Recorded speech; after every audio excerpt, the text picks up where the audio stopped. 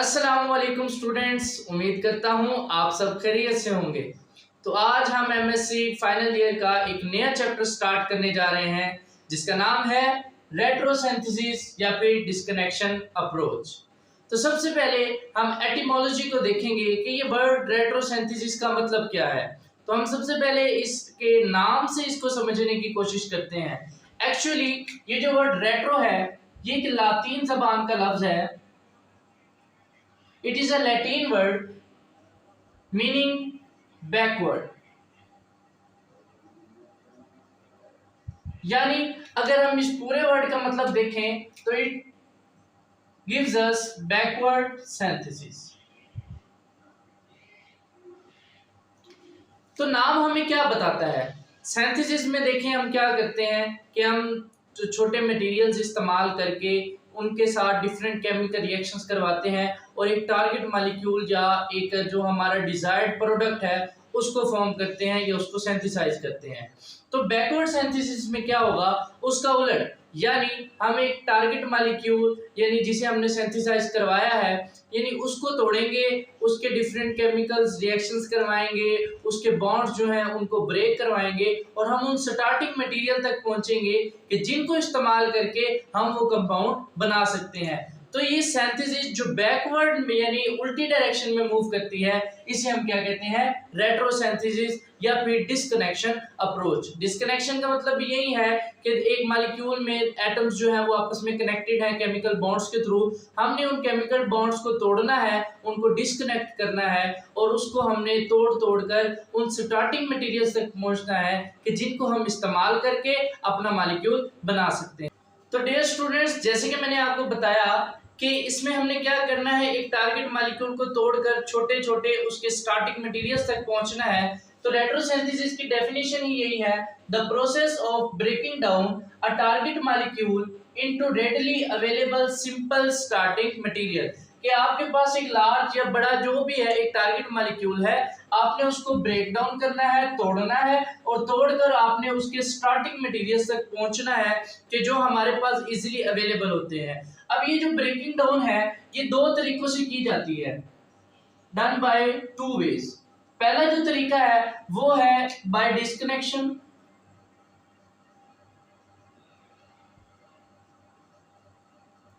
और जो सेकंड तरीका हमारे पास है वो है जी by functional group interconversion, FGI।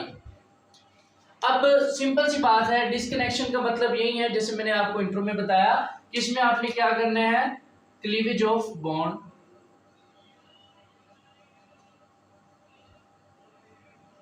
यानी एक टारगेट मॉलिक्यूल है उसमें एटम्स के दरमियान बॉन्ड्स बने हुए हैं, आपने उन बॉन्ड्स को तोड़ना है तो उस तोड़ने के अमल को आप क्या कहेंगे, डिस्कनेक्शन। और फंक्शनल ग्रुप इंटरकन्वर्जन क्या होता है, conversion of one functional group into another.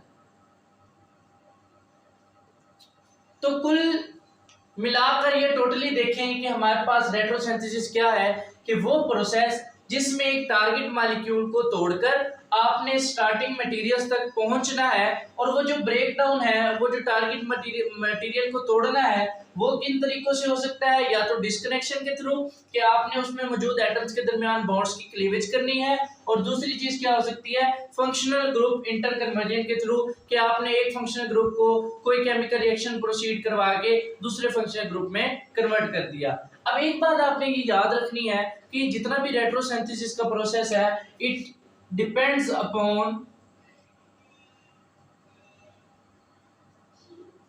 Your imagine power.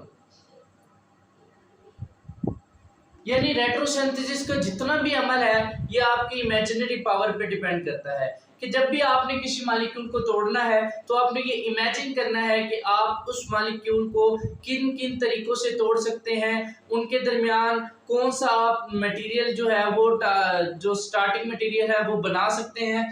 तो ये सारा आपकी जो है इमेजिनरी पावर पे डिपेंड करता है, और जितने भी हम आगे इसके पार्ट्स बनाते हैं टारगेट मॉलिक्यूल के वो भी इमेजिनरी बनाते हैं। तो डियर स्टूडेंट्स, नेक्स्ट बात जो हमारे पास बहुत इंपॉर्टेंट क्वेश्चन है कि हमें रेट्रोसिंथेसिस की ज़रूरत ही क्यों पेश आई, या फिर हम इसकी इम्पोर्टेंस बात कर सकते हैं कि ये जो रेट्रोसिंथेसिस या डिस्कनेक्शन अप्रोच है ये क्यों अहम है। तो सबसे पहले आप जानते हैं कि ऑर्गेनिक केमिस्ट्री का जो फील्ड है वो कितना वसी है। केमिस्ट हो जाएं या डिफरेंट साइंटिस्ट हो जाएं, वो डिफरेंट ड्रग्स, खास तौर पे ड्रग्स और मेडिसिन के हवाले से डिफरेंट कंपाउंड्स की सिंथेसिस जो है वो करते रहते हैं। तो कंपाउंड्स की सिंथेसिस जो है वो कोई आसान काम नहीं है। तो सिंथेसिस करने के लिए सबसे पहले आपको एक बेहतर तरीका जो है वो ढूंढना पड़ता है कि आप किस रूट को या किस रिएक्शन प्रोसीजर को फॉलो करते हुए अपना एक ड्रग या मेडिसिन या कोई भी टारगेट मॉलिक्यूल है उसको बना सकते हैं।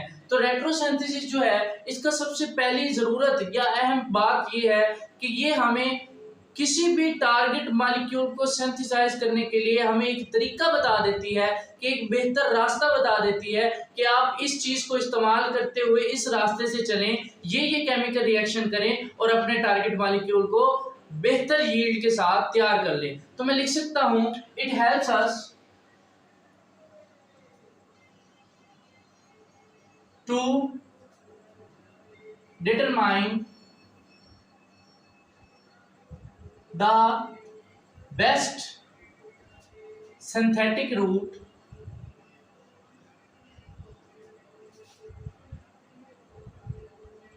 to synthesize the desired product, target molecule या product। तो ये जो रेट्रोसिंथेसिस है ये हमें एक बेहतरीन फिजिबल रूट बता देती है, बेस्ट सिंथेटिक रूट, या आप इसको आप लिख सकते हो फिजिबल, यानी आसान रूट आपको बताती है कि आपने इन तमाम रिएक्शंस को लेकर चलना है, इस रास्ते से चलना है और अपने टारगेट मॉलिक्यूल को बनाना है। दूसरी इंपॉर्टेंट बात यह है कि एक तो ये आपको रूट बता देगी, दूसरा रेट्रोसिंथेसिस आपको उन स्टार्टिंग मटेरियल्स के बारे में भी बताती है कि आप ये वाले मटेरियल इस्तेमाल करें कि जो रेडली अवेलेबल हो, कमर्शियली लो कॉस्ट हो।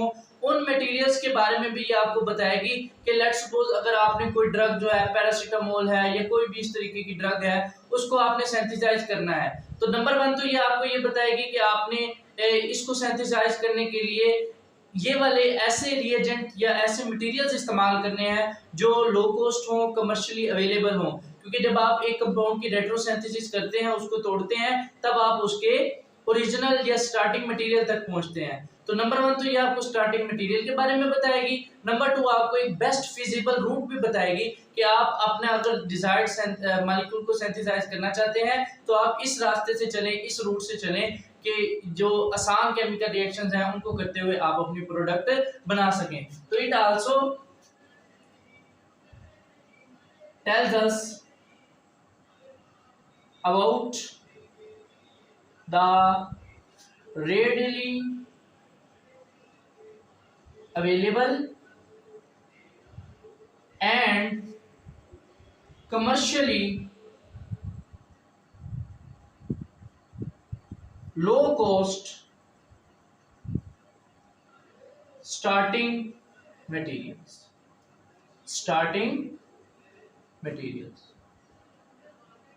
तो आप देख सकते हैं कि ऑर्गेनिक सिंथेसिस आजकल हमारे जो साइंटिफिक सोसाइटी है उसमें कितनी इम्पोर्टेंट है। ड्रग्स का इस्तेमाल कितना ज़्यादा है, मेडिसिन हो जाए या इसके अलावा different large number of chemical compound जो हैं उनकी सिंथेसिस की जाती है। पॉलीमर्स हैं या जो भी हैं उनकी सिंथेसिस करने के लिए हम जो है डिस्कनेक्शन अप्रोच या रेट्रोसिंथेसिस का इस्तेमाल करते हैं। क्यों? क्योंकि ये हमें ये भी बताती है कि आपने किन मटेरियल्स को इस्तेमाल करना है और हमें ये रास्ता भी बताती है कि जिसको आप बेहतर तरीके से चलाकर या केमिकल रिएक्शंस करके आप अपना कंपाउंड जो है वो सिंथेसाइज करा सकते हैं। तो ये थी the need and importance of retrosynthesis कि रेट्रोसिंथेसिस हमारे लिए क्यों जरूरी है। तो डियर स्टूडेंट्स, हमने इसका डेफिनेशन पढ़ी, उसके बाद हमने इसकी इंपॉर्टेंस पढ़ी। नेक्स्ट अब मैं आपको कुछ टेक्निकल टर्म्स बताना चाहता हूँ, क्योंकि आगे हमने फर्दर नेक्स्ट लेक्चर्स में बहुत सारे डिफरेंट कंपाउंड्स की रेट्रोसिंथेसिस करनी है। तो उन रेट्रोसिंथेसिस के अंदर इस्तेमाल होने वाली कुछ बेसिक टर्म्स हैं जिनको समझना आपके लिए बहुत ज़रूरी है। तो हम 4 से कुछ 5 टर्म्स हैं, इनको समझते हैं ताकि हमारे लिए जो भी कंपाउंड है उसके रेट्रोसिंथेसिस को समझना आसान हो। तो सबसे पहली बेसिक टर्म जो है वो हमारे पास है जी target molecule. Target molecule, target molecule मैंने आपको पहले ही बताया है कि ये वो मॉलिक्यूल होता है जिसको हमने सिंथेसाइज करवाना है। तो इसके लिए हम लिखेंगे the molecule to be synthesised, यानी वो मॉलिक्यूल जिसे आपने सिंथेसाइज करवाना है या जिसके लिए आपने पूरी जो है रेट्रो सिंथेसिस करने हैं, उसका प्रोसेस करना है, जिसके लिए आपने स्टार्टिंग मटेरियल्स को ढूंढना है, वो मॉलिक्यूल क्या कहलाता है? Target molecule. इसी जो है हम टीएम से जो है वो डिनोट करते हैं। नेक्स्ट जो दूसरी टर्म है हमारे पास वो है जी एफजीआई। तो बाज़ ये होगा कि एक कंपाउंड को जब हम तोड़ेंगे उसके बाद हमारे पास जो अगले फ्रेगमेंट्स बनेंगे उनमें हम फंक्शनल ग्रुप को, एक फंक्शनल ग्रुप को दूसरे फंक्शनल ग्रुप में कन्वर्ट करते हैं, और वो कन्वर्ट हम डिफरेंट रिएक्शंस के जरिए कर सकते हैं। सब्स्टिट्यूशन हो सकता है, एलिमिनेशन हो सकता है, ऑक्सीडेशन हो सकता है, रिडक्शन हो सकता है। तो ये जो कन्वर्जन है एक फंक्शनल ग्रुप की दूसरे फंक्शनल ग्रुप में, उसे हम क्या बोलते हैं? Functional group inter conversion. तो मैं लिखता हूं द कन्वर्जन ऑफ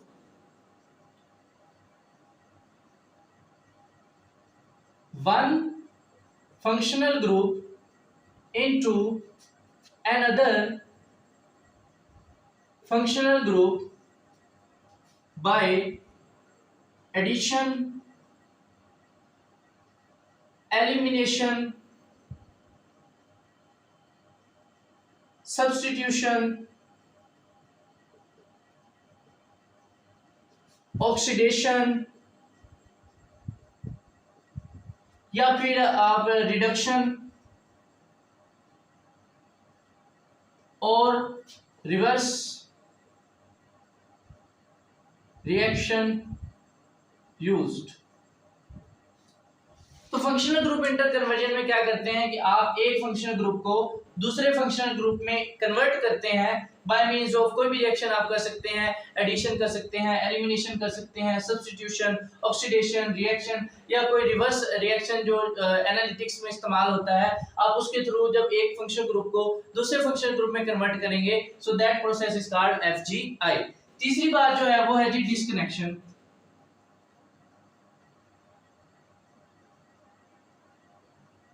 डिस्कनेक्शन क्या होती है जी? मैंने आपको पहले बताया था स्टार्ट में कि जो हमारा टारगेट मॉलिक्यूल है उसमें एटम्स के दरमियान बॉन्ड्स बने होते हैं, उन बॉन्ड्स को हम जो है क्लीव करते हैं। तो वो जो क्लीवेज ऑफ बॉन्ड है, यानी हम उन एटम्स को डिस्कनेक्ट करते हैं, उसे हम क्या कहते हैं? डिस्कनेक्शन। तो मैं लिखता हूं the dear students, the disconnection is the cleavage of,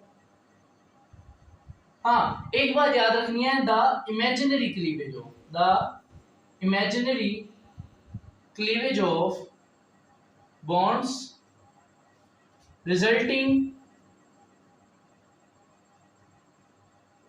in the breakdown of target material into its starting molecules। कि जब आप एक टारगेट मॉलिक्यूल के बॉन्ड्स को तोड़ेंगे, उनकी इमेजिनरी क्लीवेज करवाएंगे, क्लीवेज करवाने के नतीजे में वो क्या होगा? मॉलिक्यूल टूट जाएगा अपने स्टार्टिंग मॉलिक्यूल्स में या स्टार्टिंग मटेरियल्स में। तो इस प्रोसेस को आप क्या कहते हैं? Disconnection. Dear students, next term जो है हमारे पास वो है जी सिंबल। कि आप रेट्रोसिंथेसिस के लिए कौन सा सिंबल इस्तेमाल करते हैं। आप जानते हैं डिफरेंट केमिकल रिएक्शन के लिए ये होता है, रिवर्सिबल के लिए ये साइन आप इस्तेमाल करते हैं। तो हमने जो रेट्रोसिंथेसिस करनी है उसके लिए भी एक स्पेशल सिंबल है, वो है जी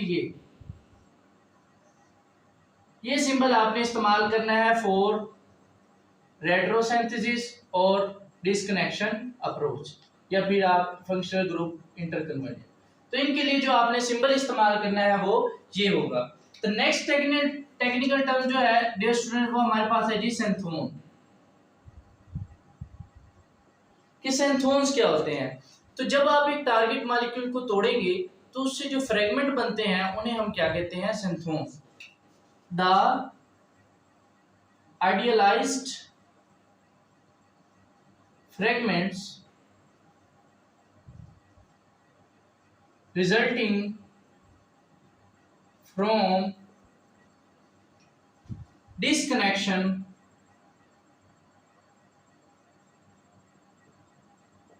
आर कॉल्ड सेंथोन।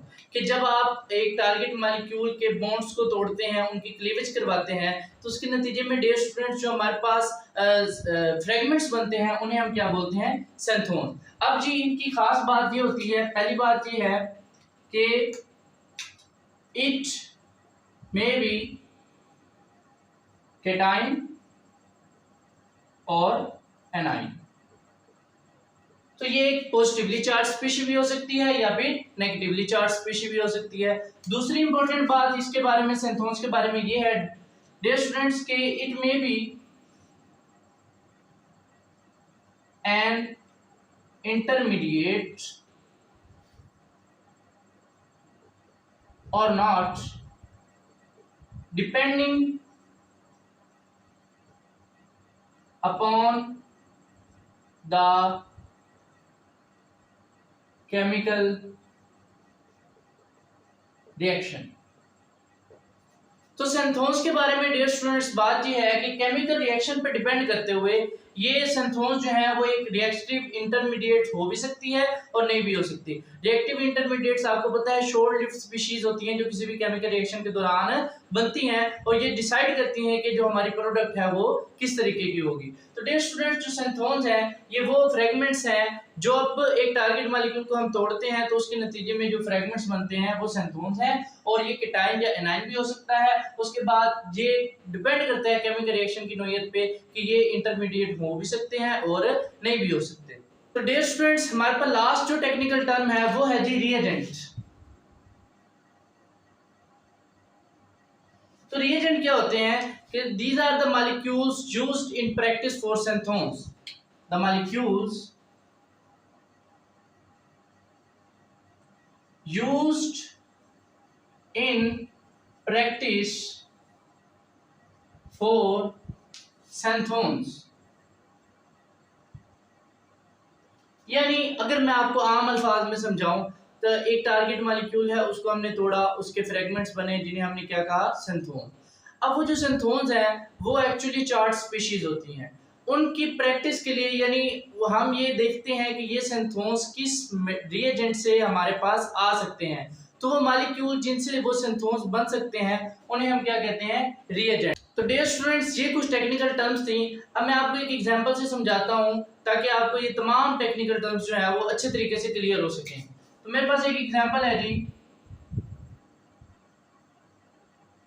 एक एस्टर की, ठीक है। ये मेरे पास एक कंपाउंड है जी,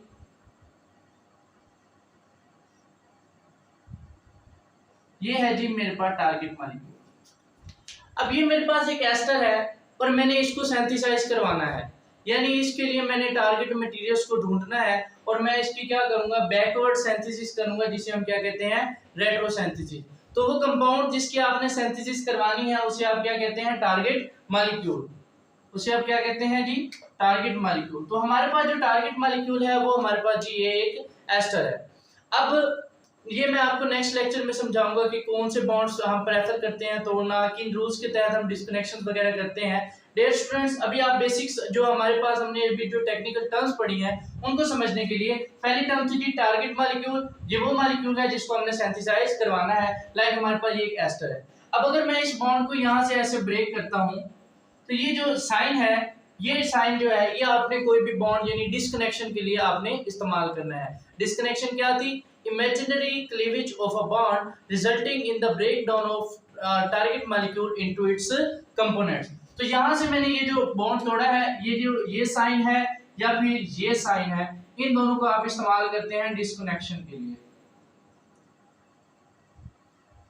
तो डियर स्टूडेंट्स जब मैं इस बॉन्ड को यहाँ से क्लीवेज करवाता हूँ, एक बात याद रखनी है, ये क्लीवेज होगी हेटेरोलिटिक क्लीवेज, यानी ये जो शेयर्ड पेयर ऑफ दोनों इलेक्ट्रॉन हैं पेयर ऑफ इलेक्ट्रॉन है ये ऑक्सीजन के पास रहेंगे और ये बॉन्ड ऐसे टूटेगा कि कार्बन के पास कोई इलेक्ट्रॉन नहीं आएगा। क्यों? क्योंकि आप जानते हैं ऑक्सीजन की इलेक्ट्रोनेगेटिविटी जो है वो कार्बन से ज्यादा है, तो ये बॉन्ड जो है हेटेरोलिटिकली क्लीवेज होगा। नेक्स्ट टर्म थी जी सिंबल। तो ये मैंने जी सिंबल लिखा जी रेट्रोसिंथेसिस का।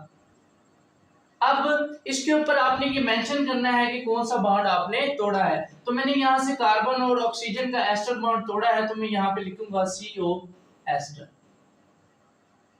तो यहाँ तक ये देखें, ये हमारा टारगेट मॉलिक्यूल था। ये साइन शो कर रहा है कि आपने इसकी क्या की है, रेट्रोसिंथेसिस। तो डियर स्टूडेंट्स, उसके साथ आपने यहाँ पे ये लिखना है कि आपने जो बॉन्ड तोड़ा है वो हमने CO बॉन्ड जो है एस्टर का वो हमने तोड़ा।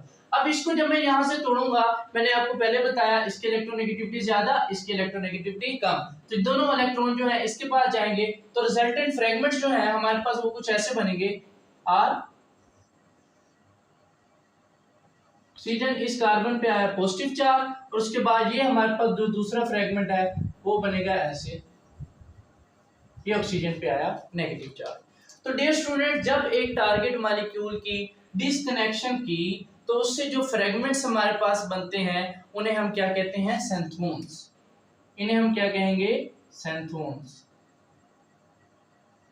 ठीक हो गई बात। दूसरा मैंने सेंथोन्स के बारे में आपको बताया था, ये कीटायन भी हो सकते हैं और एनायन भी हो सकते हैं। अब आप ये देखें, it is a positively charge species, तो ये क्या है, एक कीटायन है और ये क्या है, एक एनायन है। तो जब हमने इसको तोड़ा, इसकी डिस्कनेक्शन की, हमारे पास जो फ्रेगमेंट्स बने उन्हें हमने कहा जी सेंथोन। अब लास्ट टर्म थी हमारे पास, वो क्या थी जी, रिएजेंट। अब आप ये देखिए, ये सेंथोन्स जो है आगे हम देखेंगे कि जब डिफरेंट कंपाउंड्स के हम डिस्कनेक्शन करेंगे, रेट्रोसिंथेसिस करेंगे, तो होता ये है, यानी हम मैंने इस टारगेट मॉलिक्यूल को तोड़ा तो ये सेंथोन्स बने। सेंथोन्स के लिए हम इनके रिएजेंट लिखते हैं। रिएजेंट का मतलब ये है कि ये सेंथोन्स किन मॉलिक्यूल से जो है हमें अवेलेबल हो सकते हैं। अब ये देखिए, क्योंकि इस कार्बन के ऊपर पॉजिटिव चार्ज है, तो इसको न्यूट्रलाइज करने के लिए मैं इसके साथ एक हाईली इलेक्ट्रोनेगेटिव एलिमेंट लगाऊंगा। लाइक मैं इसके साथ क्लोरीन लगा सकता हूं,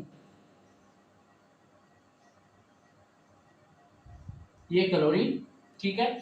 और इसके साथ क्योंकि नेगेटिव चार्ज है, मैं इसके साथ एक पॉजिटिवली चार्ज यानी प्रोटॉन लगा सकता हूं। तो मेरे पास ये जो है जी OH और CH3।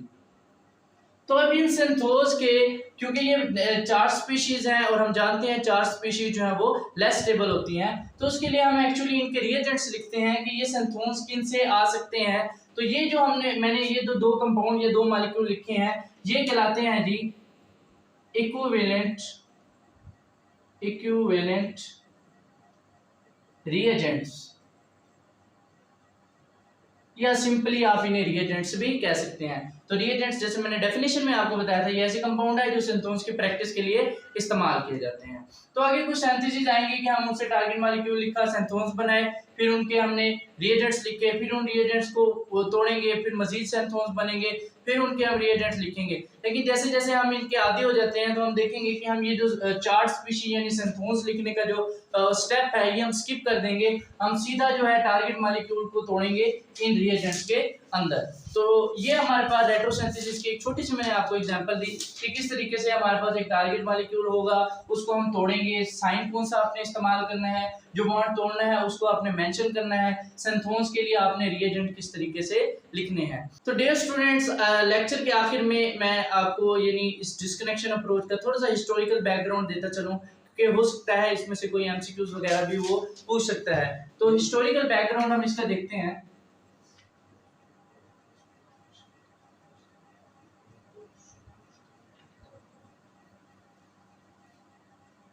तो सबसे पहले ये जो डिस्कनेक्शन या रेट्रोसिंथेसिस है वो एक केमिस्ट ने दी जिसका नाम था रॉबर्ट रॉबिन्सन। उसने 1917 में एक बहुत ही फेमस जो है ट्रोपिनोन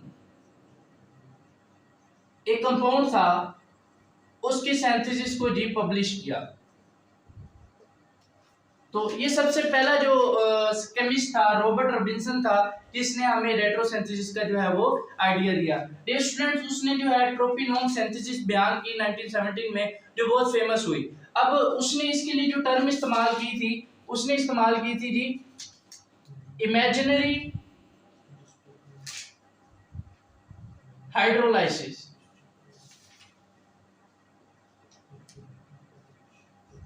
ये टर्म जो है उसने इस प्रोसेस के लिए इस्तेमाल की, तो उसने हमें जो ट्रोपिनोन की एक बहुत ही जो है सिंपल और छोटी सी सिंथेसिस बताई जिसकी वजह से वो बहुत ज्यादा फेमस हुई। तो ये हमारे पास ट्रोपिनोन जो है वो कुछ इस तरीके से है।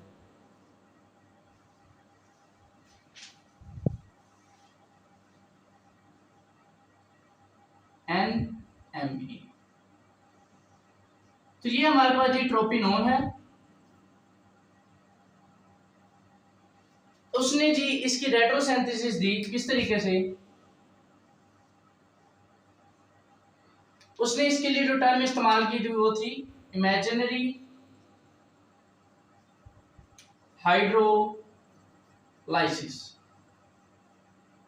उसने जी इसको तोड़ा और इसके जो मैंने आपको पहले बताया था कि हम सेंथोज लिखने के बजाय उसके क्या लिखेंगे, डायरेक्ट टारगेट मॉलिक्यूल। जो उसने इसके टारगेट मॉलिक्यूल्स लिखे वो कुछ इस तरीके से थे, CHO प्लस MENH2 प्लस ये उसने हमें जो है एक बहुत ही शॉर्ट और जो है बेहतर अंदाज में उसने हमें एक सिंथेसिस दी जिसकी वजह से वो बहुत फेमस भी हुआ।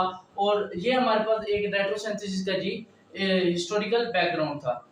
तो डियर स्टूडेंट्स, आज का लेक्चर यहीं खत्म करते हैं। अगर आपको इसमें कोई बात समझ ना आई हो तो वो आप कमेंट सेक्शन में पूछ सकते हैं। साथ साथ वीडियो को लाइक जरूर कीजिएगा, चैनल को सब्सक्राइब करें और बेल आइकन पे लाजमी क्लिक करें ताकि नेक्स्ट अपलोड होने वाली हर वीडियो का नोटिफिकेशन आप तक पहुंच सके। तब तक अपना ख्याल रखिएगा, मिलते हैं नेक्स्ट लेक्चर में। खुदा हाफिज।